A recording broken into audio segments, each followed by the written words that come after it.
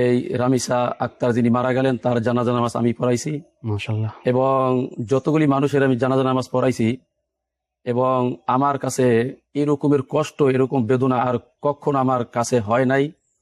যেদিন জানাজা নামাজ পড়ছিলাম সেদিন আমি কেঁদে কেঁদে দিয়েছিলাম আহ এবং অনেক তাকে নির্মমভাবে হত্যা করা হলো। যাই হোক, কথা হলো আমাদের শেষ। আমাদের দেশে দেখেন একের পর এক ধর্ষণ হইতেছে, হত্যা হইতেছে। কয়েকদিন পূর্বেই একটা মেয়েকে 5 জন লোকে ধর্ষণ করলো। হুম হুম। এই আসিয়া থেকে রামিসা পর্যন্ত কাহারও কোনো বিচার হয় নাই। তবে আমরা সকলেই আশাবাদী, এখন আমাদের মরহুমা মোসাম্মদ রামিসা আক্তারের যে বিচার কার্যক্রম চলতেছে, রায় হইবে শুনছি আমাদের রাষ্ট্রনায়ক তারেক রহমান সাহেব আপনি রায় দিবেন। শুধু রায় দিলেই হবে না, এটা আমাদের একবারে পরিপূর্ণরূপে কাজ।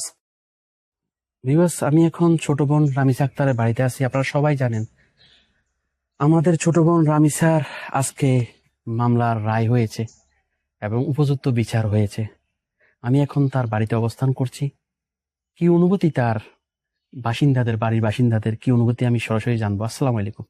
ওয়ালাইকুম আসসালাম রহমতুল্লাহি ওয়া বারাকাতুহু। হুজুর, কেমন আছেন আপনি? আলহামদুলিল্লাহ, আমি অসংখ্য গণিত ভালো আছি আপনাদের দোয়ায়।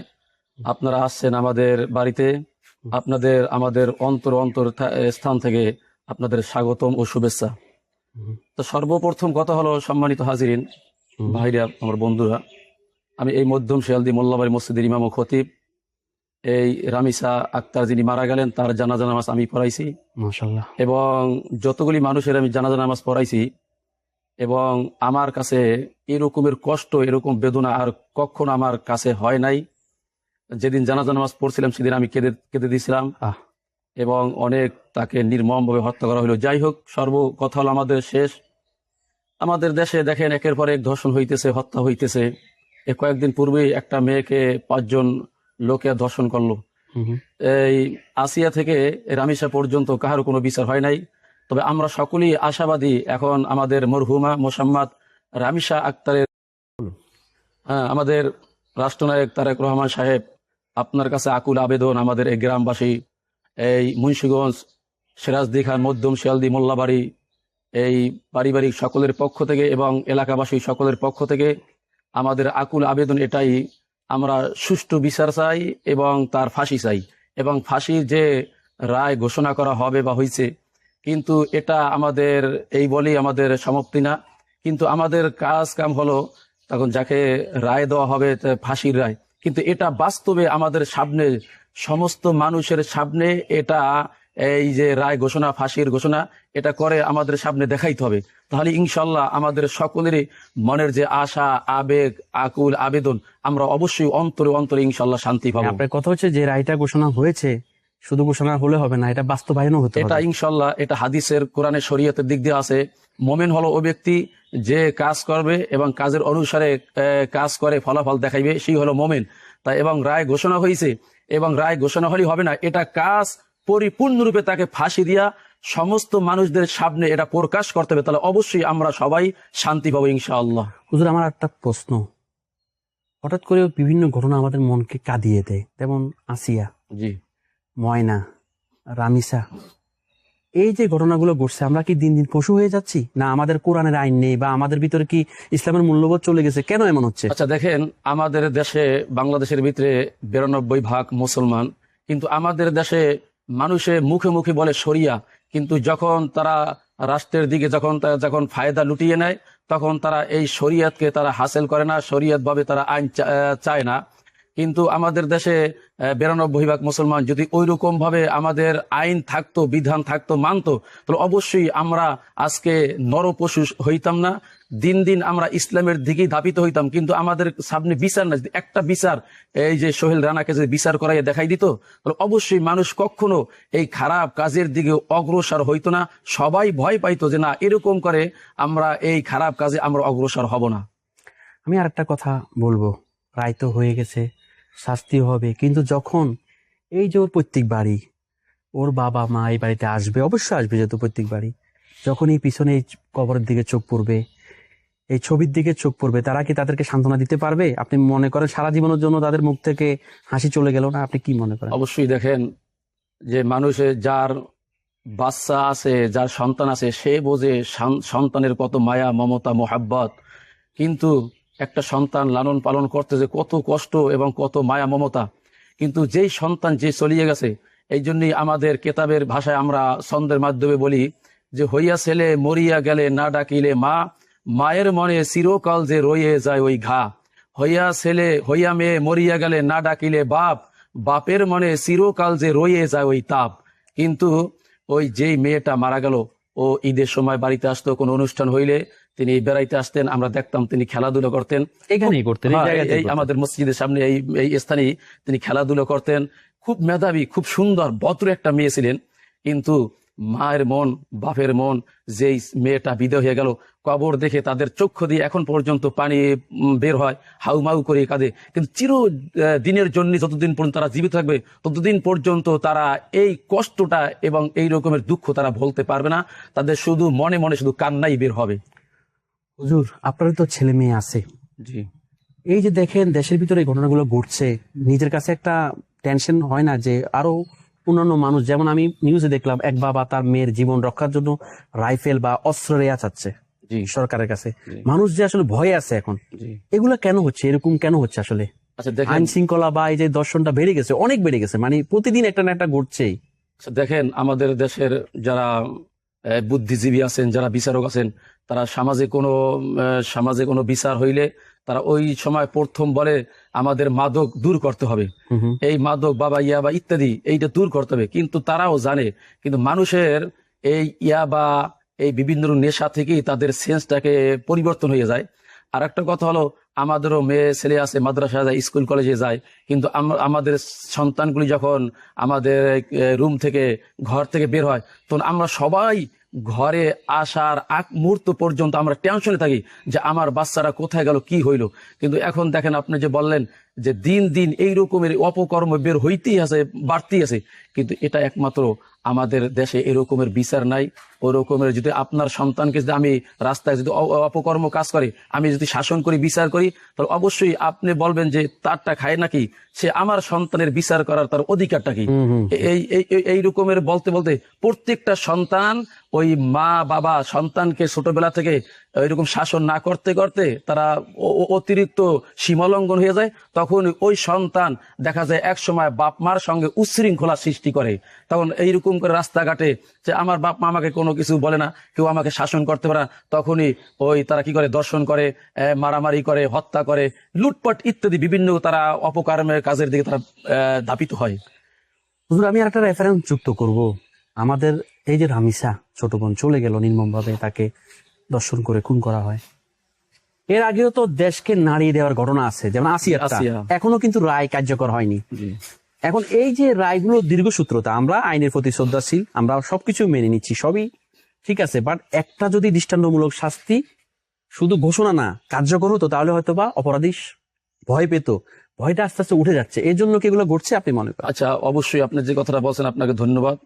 আমাদের দেশে আমি শুরুতেই বলছি যে আমাদের ঢাকা কেন্দ্রীয় জাতীয় মসজিদ বাইতুল মোকাররমের সামনে যদি শুক্রবার দিন যে ধর্ষণকারী, যে হত্যাকারী ওই বাইতুল মোকাররমের সামনে জুমার নামাজের পরে যে এরকমের ঘোষণা হতো, প্রকাশ্যে তাকে কতল করা হবে। দেখেন, আমি ইনশাল্লাহ সৌদি গিয়েছি ওমরা করতে, যে দেখা যায় সৌদি আরবে আইন দেখেছি যে যারা এরকমের দর্শন করে, হত্যা করে, আমাদের শরীয়তে ইসলামের ভিতরে যে অপর ব্যক্তিকে হত্যা করবে, যেই ব্যক্তি দোষী তাকেও এবং তাকে হত্যা করা, কতল করা। আমাদের দেশের ভিতরে এরকমের যদি প্রকাশ্যে বাইতুল মোকাররম জাতীয় মসজিদের সামনে যদি এরকমের শুক্রবার দিন সমস্ত মানুষের সামনে যদি তাকে কতল করা হতো, হত্যা করা হতো, তাহলে কোনো মানুষ কিন্তু এই অপকর্ম কাজের দিকে কেউ ধাবিত হওয়ার সাহস পাইতো না। আপনি যেটা বলছিলেন রামিসার, এটা প্রত্যেকবারই সে অবশ্যই এখানে এসেছে। জি, শেষবার যখন এসেছিল আপনার সাথে কি কথা হয়েছিল, বা কি স্মৃতিটা একটু যদি দর্শকদের জন্য শেয়ার করতেন আপনি। দেখেন, বাচ্চারা আমাকে দেখলেই তারা সালাম দেয় এবং আমিও সালাম দিই। অনেক তাদের সাথে আমরা ভালো ব্যবহার করি এবং তারা বলে যে উস্তাদজি আসসালামু আলাইকুম, আমরা বলি ওয়ালাইকুম আসসালাম। কিন্তু বলি যে তুমি কেমন আছো, তোমার আব্বু আম্মু কেমন আছে? এই বলে যে হুজুর ওস্তাদজি আমার আব্বু আম্মু আলহামদুলিল্লাহ ভালো আছে। তুমি কোন ক্লাসে পড়ো? যে জি, তখন সে বলতে যে আমি অনে পড়ি বা নার্সারিতে পড়ি বা টুতে পড়ি, এরকম সে কথাবার্তা বলতো। তা এক কথাই হলো, আমাদের অন্তরটা এখন পর্যন্ত কাঁদে, শান্তি পাইতেছি না যতক্ষণ পর্যন্ত তাকে কার্যকারিতা পরিপূর্ণরূপে ফাঁসি মানুষদের সামনে প্রকাশ করা না হবে, ফলাফল করা না হবে, ততক্ষণ পর্যন্ত আমরা কেউই আমাদের মনের শান্তি পাবো না। রামিসার পরিবার নিয়ে একটু বলুন, ওর দাদা বাপ চাচা কি করে একটু যদি বলতেন। রামিসার আব্বু আমাদের জনাব মোহাম্মদ এই এই হান্নান সাহেব, হান্নান ভাই, তিনি খুব ভদ্র একটা মানুষ। তিনি আমাকে অনেক সম্মান করে, ভালোবাসেন, ইনশাল্লাহ আমি ভালোবাসেন। এবং তার পরিবার খুব ভদ্র একটা পরিবার। এই মোল্লাবাড়ির এই পূর্বপুরুষ থেকে তারা জমিদার, এবং তারা সবাই ভদ্র একটা ফ্যামিলি। তারা ঢাকা শহরে থাকে, দেশে থাকে, এবং এদের দান সদকা প্রত্যেকটা মানুষ, এলাকার ভিতরে আপনি যাবেন, প্রত্যেকটা ঘরে ঘরে সবাই বলবে যে মোল্লাবাড়ি এই ফ্যামিলির মতো, মোল্লাবাড়ি এই গং মানুষদের মতো এরকমের কোনো মানুষ হয় না। এরা খুব আখলাক চরিত্র ভালো একটা ফ্যামিলি এবং বংশধর এবং মানুষ। এবং রামিসার পরিবার, মা বাবা, এদের দাদা দাদি শুনেছি এরা খুব ভালো, মানুষকে দান করতেন, মানুষকে ভালোবাসতেন, মানুষকে মোহাব্বত করতেন, আদর স্নেহ ভালোবাসা দিতেন। এটা মুরব্বী বলছিলেন যে এই যে দেখছেন মোল্লাবাড়ি, অনেক নাম করা কিন্তু এই মোল্লাবাড়ি। এই মোল্লাবাড়ির সন্তানই হচ্ছে আমাদের ছোট বোন রামিসা। এই রামিসার হচ্ছে পোস্টার এখানে এখনো লাগানো। আপনারা জানেন রামিসার মামলার রায় হয়ে গেছে। সেই রায় হওয়ার পরে ছোট বোন রামিসার বাড়িতে আসলাম। দেখুন এই যে মোল্লা বাড়ি, অনেক সুন্দর একটা বাড়ি। বাড়ির সামনে হচ্ছে পুকুর, পুকুরের পাশে হচ্ছে মসজিদ, মসজিদের পাশে হচ্ছে পারিবারিক কবরস্থান। সেই কবরস্থানের শায়িত আমাদের ছোট বোন রামিসা। রায়ে যে শাস্তি পেয়েছে ঘাতক, তাতে হয়তো তার পরিবার খুশি, কিন্তু আসলে তো তাদের মুখে চিরতরে হাসি চলে গেছে। আগের মতো সেই হাসি খুশি তারা থাকতে পারবে না। তার কারণ এই বোন রামিসা আর এই ফন্তরে হাঁটবে না, এই পুকুরে গোসল করবে না। কারণ এই কেবলই এখন রামিসা একটা স্মৃতি, একটা ছবি। দেখছেন এই ছবিতে সে রয়ে যাবে। এই মোল্লাবাড়ি, মধ্যম শিয়ালদি মোল্লাবাড়ি পরিবারের পক্ষ থেকে শোক জানানো হয়েছে। কি মিষ্টি চেহারা ছোট বোনটির, মাসুম বাচ্চা। আজকে যাকে নিয়ে পুরো দেশ তোলপাড়।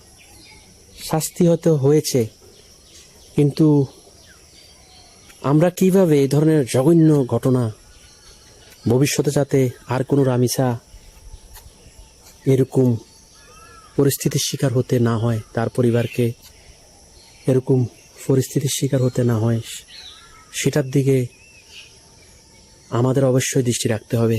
রামিসার যে বাড়ির কথা বলছিলাম, প্রত্যেক বাড়ি অনেক সুন্দর একটা বাড়ি। ভিউয়ার্স দেখুন এই যে রাস্তা, রাস্তার পাশে হচ্ছে পারিবারিক কবরস্থান মোল্লা বাড়ির। সেই কবরস্থানে রামিসা শায়িত, পাশে মসজিদ, মসজিদের পাশে হচ্ছে সেই প্রত্যেক বাড়িতে অবস্থান করছি। এই বাড়িতে যখনই সেই ঢাকা থেকে মোল্লা বাড়ি, এই বাড়ির নাম হচ্ছে মোল্লা বাড়ি, সেখানে আসতো, এই রাস্তা ধরে হয়তো সে হাঁটতো, এই পুকুর হয়তো সে গোসল করতো, আসতো, সবই স্মৃতি। আজকে এই মামলার রায় হয়েছে, কিন্তু রায়ের যে শাস্তি পেয়েছে ঘাতক, সেতে রামিসাদের পারিবারিক কবরস্থানের ভিতরে আছি। দেখুন এখানে কিন্তু শনাক্ত করাই আছে রামিসা আক্তার, আমাদের ছোট বোন রামিসা। এই হচ্ছে রামিসার কবর, এখানে নাম মেনশন করে দেওয়া আছে। দেখুন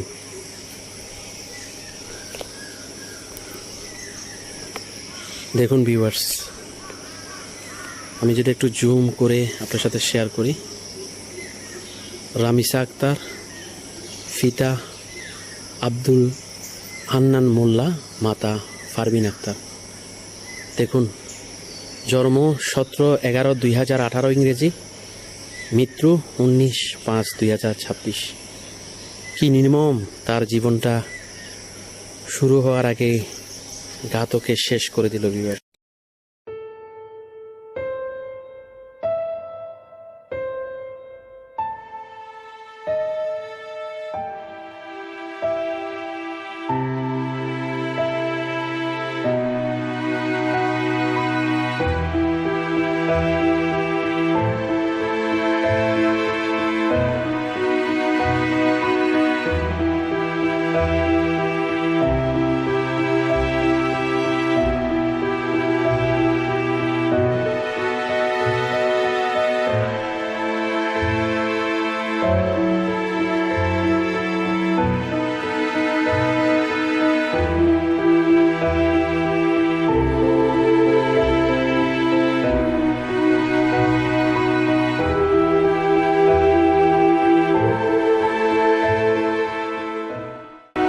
ভালো লাগলে লাইক কমেন্ট করে আপনার মতামত দিন। সাথে থাকার জন্য সাবস্ক্রাইব করুন এবং বেল বাটনটিতে ক্লিক করুন।